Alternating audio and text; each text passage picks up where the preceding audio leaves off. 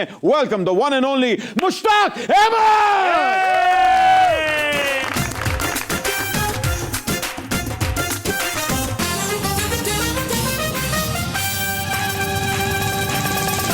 हाय hi Mushi भाई, लॉरी gate Sentry मारी है, क्या लाएं आपके लिए? पाए, निहारी, बोंग, हरीसा या लाल बोटी, क्या खाएंगे? अगर बादशाह सलामत से कोई चीज बच गई होगी तो फिर खा लांगे कुछ।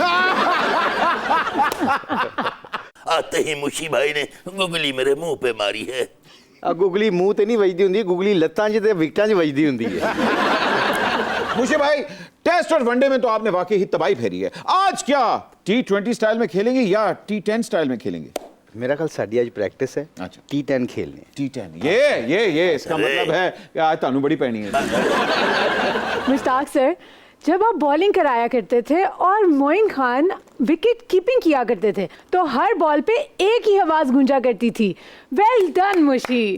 तो ये जो निकनेम मुशी है, मोइन खान जी ने आपके लिए रखा था? जी, मोइन खान ने रखा था और मोइन खान ने बड़ी जगह मुझे मरवाया भी है।